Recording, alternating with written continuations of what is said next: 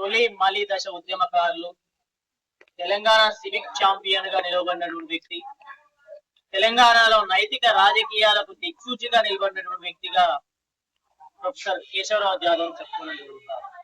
రాజకీయాలంటే కేవలం ఆశ్రితమైనది కావు, అవి నైతికతతో ముడిపడి ఉండాలని చెప్పేసి భావ ప్రచారం చేసినటువంటి వ్యక్తిగా ప్రొఫెసర్ కేశవరావు జాదవ్ చెప్పుకోవచ్చు.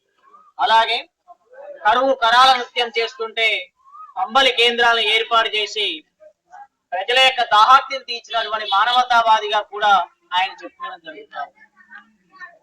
తెలంగాణలో ఎక్కడ అన్యాయం జరిగినా తెలంగాణ జరుగుతున్న అన్యాయాన్ని కళ్ళకు కట్టినట్లుగా వాస్తవాలతో అంకెలతో చూపించి భావ ప్రచారం కల్పించిన వారిలో పౌర సమాజం తరఫున గొంతుకగా మనకి ప్రొఫెసర్ జాదవ్ సార్ చెప్పుకోవడం జరుగుతారు. గైర్ ముల్కీ ఉద్యమంలో నాల్ ముల్కీ గోబ్యాక్, ఇడ్లీ సాంబార్ గోబ్యాక్ అనేటువంటి నినాదాన్ని ఉనికిపుచ్చుకొని తాను మరణించేంత వరకు తెలంగాణలో నికార్సైనటువంటి తెలంగాణవాదిగా విలువలతోటి రాజకీయాలు చేయాలని చెప్పినటువంటి వ్యక్తిగా మనం ప్రొఫెసర్ కేశవరావు జాదవ్ చెప్పుకోవడం జరుగుతుంది. మరి ఇప్పుడు ఆయన యాద్ చేసుకోవడం అంటే ఆయన ఆచరణ యాద్ చేసుకోవడమే, ఆయన ఆలోచనని యాద్ చేసుకోవడమే, ఆయన స్ఫూర్తిని యాద్ చేసుకోవడమే, తెలంగాణ నైతికతను యాద్ చేసుకోవడమే. కాబట్టి ఆయన తొవ్వలో యువత మొత్తం కూడా ఆయన దార్శనికతను కొనియాడాలని, ఆయన త్యాగ స్ఫూర్తిని తెలంగాణలో నరనరా నింపాలని, తెలంగాణకు పొంచి ఉన్నటువంటి ప్రమాదాన్ని యువత ఆయన స్ఫూర్తిని తీసుకొని తిప్పి కొట్టాలని చెప్పేసి ఈ సందర్భంగా తెలంగాణ విద్యావంతుల వేదిక పక్షాన కోరుతుంది. సాగిస్తున్న ఈ ఉద్యమము నాకు నా ఇంటర్మీడియట్ ఎంబీబీఎస్ చదువుకున్న రోజు గుర్తు తెచ్చారు. 79, 80 ప్రాంతాల్లో ఉమ్మడి ఆంధ్రప్రదేశ్లో చాలా ఉద్యమాలనే అమలుపై దాదాపు ఒక 30-40 సంవత్సరాల పాటు భారతదేశం ఉన్న యూత్ సైలెంట్గా నిశ్శబ్దంగా అన్ని సమస్యలను భరిస్తూ ఈ పూట గడిస్తే బాగుందన్న లెక్కలు తెలిపింది. పాలక వర్గాలకి ఆసరాగా తీసుకొని యువకులందరి మైండ్లలో చూపించింది ఏంటంటే ఆకలి ముఖ్యం కాదు, ఉద్యోగం ముఖ్యం కాదు, దేశం గొప్పతనం ముఖ్యం, ఈ దేశం హిందూ దేశం కూడా గొప్ప ముఖ్యం, మన మతాన్ని రక్షించుకుందాం, మన దేశాన్ని రక్షించుకుందాం, పస్తుపడుకుందాం.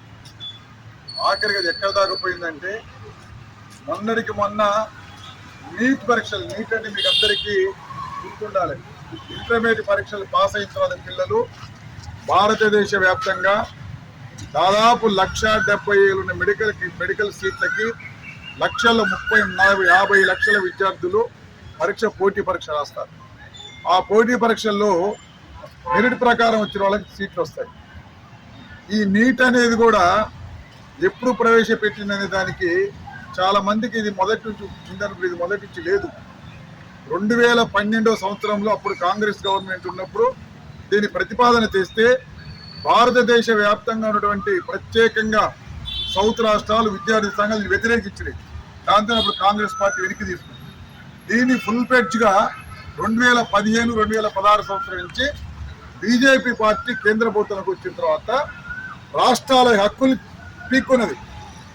నిజానికి ప్రతి రాష్ట్రము తనకు కావలసిన మెడికల్ కాలేజీల్లో తనకి ఏ చదువు చెప్పాలి, ఎట్లాంటి వైద్యం నేర్పించాలి, ఏ పరీక్ష పెట్టాలని రాష్ట్రాలకు హక్కు ఉంది. ఆ హక్కుని 2015 సంవత్సరం లాగేసుకొని మొత్తం నీట్ పేపర్ ఏం చెప్పింది పేరు, ఒకే పరీక్ష, ఒకే జాతి, ఒకే దేశం, అందరి చాలా గొప్పగా ప్రమాణాలు ఉంటాయని చెప్పింది. అట్లాంటి నీట్ పరీక్ష దాదాపు ప్రతి సంవత్సరం ఏదో ఒక రూపంలో పేపర్ లీక్ అవుతొచ్చింది. ఇది రెండవసారి మాస్ పేపర్ లీక్ అవడం, పేపరే లీక్ అయిపోయింది. ఒక్కొక్క టౌన్లో ఒక్కొక్క ఇంట్లో 6గురికి 7గురికి సీట్లు వచ్చింది. నిరంతరం చదువుకునే పిల్లలకి సీట్లు రాకుండా బదాన పడ్డారు, ఆత్మహత్య చేసుకున్నారు. దీనిలో ఈ పేపర్ లీక్ లో భాగస్వాములు ఎవరంటే అధికార పక్షానికి కొమ్ము కాసే వ్యక్తులే భాగస్వాములు ఉన్నారు. ఎవ్వరు ప్రతిపక్షాలు లేరు, బయట వాళ్ళు లేరు, అంతా ఆ గుంపుకు సంబంధించిన వాళ్ళే ఉన్నారు. ఈ నీట్ పరీక్షని అభిజిత్ అనేటువంటి యువకుడు యుఎస్ఏలో జర్నలిజం చదువుకుంటూ దీన్ని పరిశీలించుకున్న టైంలో సుప్రీంకోర్టుగా యువత ఒకసారి పెద్ద ఎత్తున కాక్రోచ్ జనతా పార్టీ అనే పేరుతో, కాక్రోచ్ అనే బొద్దింకర్ పేరుతోని ఉద్యమానికి పిలిపిస్తే ఎక్కడికక్కడ వేల మంది విద్యార్థులు యువకులు పోయితారు. నిన్న హైదరాబాద్లో, ఒకే రోజు జైపూర్ సిటీలో, బెంగళూరులో, ఢిల్లీలో. అయితే ఈ దీనిని మొదట్లో మనం గమనించాలి చాలా జాగ్రత్తగా. మొదట్లో దీన్ని వ్యతిరేకించే వాళ్ళు ఎవరు వ్యతిరేకిస్తారు? దీన్ని ఎవరైతే అధికారంలో వాడే వ్యతిరేకిస్తారు. మిగతా వాడికి వ్యతిరేకించే అవసరం లేదు. ఆ అధికార పక్షానికి సంబంధించిన మేధావులు ఇది పాకిస్తాన్ పార్టీ అని, బంగ్లాదేశ్ పార్టీ అని, చైనా పార్టీ అని, ప్రతిపక్షాల కుట్రని వీళ్ళని ఒకే ఒక ప్రశ్న అడుగుదాం, పేపర్ లీక్ అయిందా లేదా? మరి లీక్ అయిన తర్వాత నీకు ఆ గోల్ ఎందుకు? ఆ లీక్ అయిందో ఎందుకైందో చెప్పు. నీకు పాకిస్తాన్ సంబంధం ఉందా, లేకపోతే బీజేపీ సంబంధం ఉందా, కాంగ్రెస్ సంబంధం ఉంది? కాదు.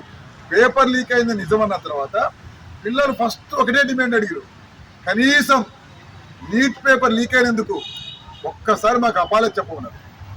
ఇది మా పొరపాటు తప్పైంది, ఇంకోసారి లీక్ అయింది.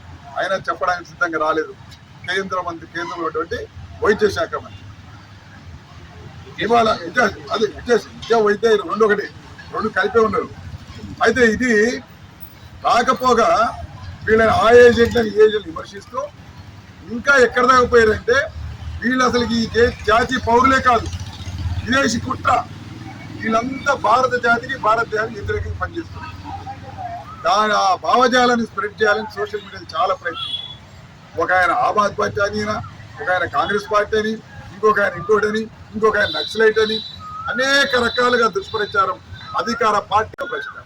ముందు దీని బాధ్యుల్ని మీరు డిజైన్ చేయించారు, పరీక్షల్లో అవకతవకలు లేకుండా చేయండి. ఆఖరికి సహించలేక నిన్న జైపూర్ అంటే రాజస్థాన్లో అధికారులు ఎంజాయ్ చేసుకుపోతుంది. ఇది ఎవరో తోచిపోయేది కాదు.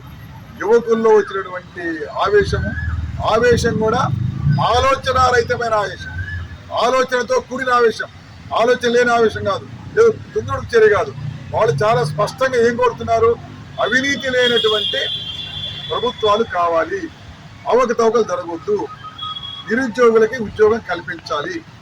ఈ ఉద్యమం అనేది ఖచ్చితంగా ముందుకు పోద్ది. మనలాంటి పెద్దవాళ్ళ దీనికి ఏం చేయాలంటే వాళ్ళకి సపోర్ట్గా నిలబడాలి, వాళ్ళకి మద్దతుగా ఉండాలి. ఇటువంటి ఉద్యమాన్ని మనం ముందుకు తీసుకెళ్లాలని కోరుతూ, మనం ఇటువంటి వచ్చినప్పుడు మన టౌన్లలో కూడా రేపు కాలేజీలు ఓపెన్ అయిన తర్వాత పిల్లలందరినీ కూర్చోబెట్టి ఇవాళ ఉన్నటువంటి పాలక వర్గాలకు పోయే రోజులు వచ్చాయని చెప్పి కాక్రోచ్ జనతా పార్టీ స్పష్టంగా ఒక సూచన. అంటే ఇక రాబోయే కాలాల్లో మీ కాకమ్మ కథలు, మీ ఉద్వేగపూరితమైనటువంటి మాటలు నమ్మి యూత్ మోసపోవడానికి సిద్ధంగా లేదు అనే విషయాన్ని ఈ ఉద్యమం తెలియజేసింది. కాబట్టి మరొకసారి ఆ నాయకుడి పైన జరిగినటువంటి దాడిని మనం తీవ్రంగా ఖండిద్దాం.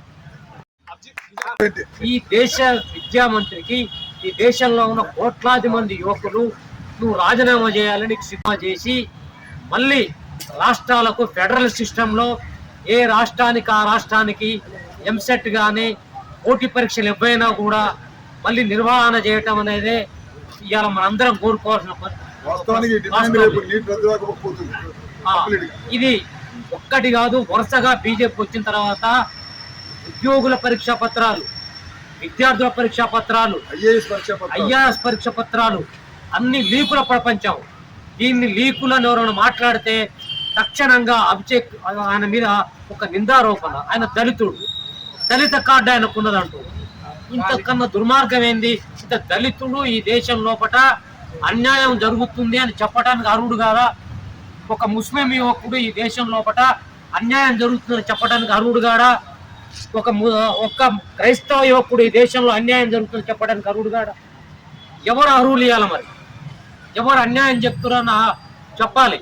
హిందువులలో ఎవరైనా చైతన్యవంతమైన యువకులు ఒకవేళ ఇది అన్యాయం అంటే ఆయన దేశద్రోహినైతాడు, అవినీతి కానీ అధికారం కానీ నిలబడుతుంది. మన మౌనం వాళ్ళకి అంగీకారం అయిపోతుంది. కాబట్టి మౌనాన్ని ఛేదిద్దాం. మనం ఉన్న చోటనైనా నిలబడి ఈ అన్యాయాన్ని గొంతెత్తుదాం. ఈ కాక్రోచ్ పార్టీ చేస్తున్న న్యాయమైన పోరాటానికి మేము వృద్ధులుగా మేము సపోర్ట్ చేస్తాం. యువకులుగా మీరు ముందుండాలని కోరుతూ మీరందరూ వచ్చి విజయవంతం చేసినందుకు మీకు కృతజ్ఞతలు తెలుసు. కూడా మీకు వివరించారు. నేను ఒకే ఒక అంశాన్ని యువతకు విజ్ఞప్తి చేస్తున్నాను. ఎందుకంటే తను ఎవరైతే ఉన్నారో ఇతను అవలీలగా బతకగలుగుతాడు. కేంద్ర ప్రభుత్వము ఉన్నత న్యాయాధిపతిగా ఉంటే మాత్రం తర్వాత మీరు అటు ఉద్యోగాలకు ఏజీ బారైపోతూ ఉంటుంది, అనేక రకాల ఇబ్బందులు కూడా మనకు కలుగుతూ ఉంటాయి. ఇక్కడ నిలబడి మాట్లాడి మేమందరం కూడా 60 సంవత్సరాలు దాటినటువంటి వాళ్ళమే ఉన్నాము. కాబట్టి మీ అందరికీ వెనక ఉండి మేము సపోర్ట్ చేయడానికి సిద్ధంగా ఉన్నాం. నేను ఇప్పుడు లైబ్రరీకి వచ్చి చెప్పాను, రిక్వెస్ట్ చేశాను, ఒక లెక్చరర్గా మిమ్మల్ని వేడుకుంటున్నానయా రండి ఒక 10 నిమిషాలని అమ్మాయిలకు అబ్బాయిలకు చెప్పాను. కొద్దిమంది మిత్రులు మాత్రమే వచ్చేసారు. కాబట్టి మన మిర్యాలగూడెంలో విద్యార్థులకు, యువకులకు, నిరుద్యోగులకు జరిగేటువంటి వ్యతిరేకమైనటువంటి కార్యక్రమాలు ఏదున్నా, ఏ పిలిపించినా మనందరికీ ఒక వేదిక అమరవీరుల స్తూపం. మీరు ఒక 10 నిమిషాలు, ఒక అర్ధ గంట మీరు టైం స్పెండ్ చేయవలసిన అవసరం మాత్రం మీకు ఉంటుంది. మీరు కూడా డిస్కస్ చేసుకోండి, మీ గ్రామాలలో యువతను కూడా డిస్కస్ చేసుకోండి. ఇవాళ భారతదేశంలో దాదాపుగా 89 సార్లు పరీక్షా పత్రాలు లీక్ అయినాయంటే, నీటికా నుంచి మొదలు పెట్టుకుంటే ఐఏఎస్ వరకు పేపర్లు మొత్తం లీక్ అవుతున్నాయంటే, ఆర్ఆర్బి మీరు బాగా గమనించండి, ఐఏఎస్ సివిల్ సర్వీస్ ఎగ్జామ్లో టాపర్స్ మొత్తం ఎవరు ఉంటారంటే బీఆర్ వాళ్ళు ఉంటారు. బీఆర్ వాళ్ళు దాదాపుగా ఇప్పటికీ చాలా మంది చాలా సందర్భాల్లో అక్కడ సివిల్ పేపర్స్ మొత్తం కూడా లీక్ అయినాయి. ఇవాళ నీటి పేపర్ లీక్ అయింది. అనేక రకాల గ్రూప్ 1 కూడా మొన్నటి వరకు మీ అందరికీ తెలుసు, ప్రత్యేకంగా మేము చెప్పాల్సిన అవసరం లేదు. ఈ పేపర్ లీక్ అయింది కూడా బీజేపీ పాలిత రాష్ట్రాల్లో, ముఖ్యంగా అక్కడనే ఇదవుతా ఉన్నాయి. రెండవది, ఇందాక డాక్టర్ గారు చెప్పారు, ఎవరైతే నీటి పేపర్ను లీక్ చేసినటువంటి వ్యక్తులు ఎవరైతే ఉన్నారో ఆర్ఎస్ఎస్ సంఘు పరివారకు సంబంధించినటువంటి వ్యక్తులు అనేది చాలా స్పష్టంగా మీడియాలో స్పష్టంగా వచ్చేసింది.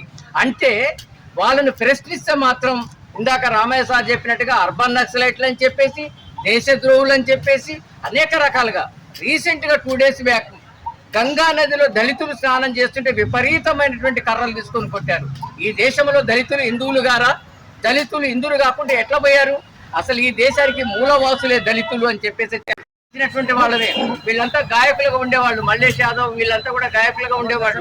ఇప్పుడు జన విజ్ఞాన వేదికలు పెద్ద ఎత్తున ఉద్యమాలు కొనసాగిస్తూ ఉన్నారు. అనేక పోరాటాలు చేసిన చరిత్ర వాళ్ళకుంది. వాళ్ళు అందరూ సపోర్ట్ చేస్తారు. మీరందరూ కూడా భవిష్యత్తులో ముందుకు రావాలని చెప్పేసి మీ అందరికీ నాకు అవకాశం కల్పించిన మీ అందరికీ కూడా ధన్యవాదాలు. యువకుల భవిష్యత్తు కోసమే పోరాడమని చెప్తున్నాం తప్ప ఇంకోటి కాదు. మా ఉద్దేశం వేరే కాదు. దయచేసి మీరు కూడా ఆలోచించండి, దీన్ని విస్తృతంగా చర్చలో తీసుకురండి. మీకు అన్ని రకాలుగా సహాయ సహకారాలు అందించడానికి మేము సిద్ధంగా ఉన్నాం. రేపు పొద్దున మిర్యాడలో ఈ ఉద్యమానికి ఏదైనా కార్యక్రమం చేపడితే మాత్రం మీరు దయచేసి ఎక్కువ మంది హాజరయ్యడానికి ప్రయత్నం చేయండి. ఏదో ఎవరో ఏదో అనుకుంటారని మాకెందుకులే, చేసేటోడు చేస్తాడులే అనేది అట్లాంటి ఆలోచనతోటే మనం వెనకబడుతుంది. ఆలోచన మానుకోండి. వై నాట్ ఐ, నేను ఎందుకు దాంట్లో పాల్గొనకూడదు, నేను ఎందుకు చేయకూడదు. అబ్జెక్ట్ ఎక్కడి నుంచో వచ్చినప్పుడు బ్రహ్మాండంగా బతికేటప్పుడు అవసరమా? భారతదేశానికి వచ్చి ఉద్యమం చేయాల్సిన అవసరమా? ఎక్కడ పోతుంది, నీటి పోతుంది, కీటు పోతుంది, ఏటి పోతుంది. ఆ ఆలోచన లేకుండా ఈ దేశం యువత కోసం బయటకు వచ్చే పోరాటం కార్యక్రమం, దానికి మనం ఏమీ అనట్లేదు. ఈ ప్రభుత్వం ఈ రకంగా లీకేజీలు చేసి లీకేజీ ప్రభుత్వం నశించేదాకా మనం పోరాటం చేయాల్సిందే. లీకేజీ ప్రభుత్వం నశించాలి, నశించాలి. లీకేజీ ప్రభుత్వం నశించాలి, లీకేజీ ప్రభుత్వం నశించాలి, లీకేజీ ప్రభుత్వం నశించాలి. లీకేజీ మంత్రి, లీకేజీ మంత్రి, లీకేజీ మంత్రి తీసుకొచ్చే విషయాలే ఉన్నాయి. ప్రధానంగా మనం ఇప్పుడు ఈ రోజు కార్యక్రమం గురించి ఆలోచించినట్లయితే 2014 తర్వాత కాలేజ్ నాగార్జున సాగర్ లో సీనియర్ లెక్చరర్ గా, ఇన్ఛార్జ్ ప్రిన్సిపల్ గా పనిచేశాను. ఎన్నో అంతకుముందు హై స్కూల్ హెడ్ మాస్టర్ గా చేశాను. అయితే ఇవన్నీ పరిణామాలు ఆలోచించినట్టయితే అసలు ఏమాత్రం వాళ్ళకి పేపర్ లీక్ అనేది తప్పుగా అని సమాజ విచ్ఛుతికి అమితంగా దోహదపడుతుంది, సమాజ పురోగతిని పూర్తిగా అటగిస్తుంది ఇలాంటి చర్య అనేటటువంటి ఆలోచనే పెద్ద మనుషులకు లేకుండా పోయింది.